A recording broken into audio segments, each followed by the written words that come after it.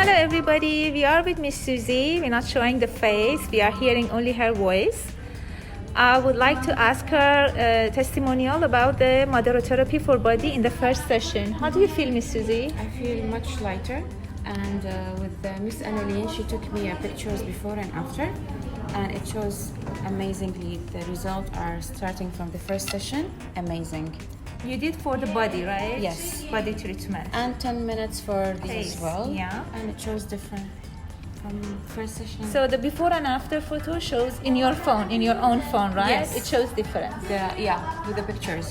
Okay, thank you.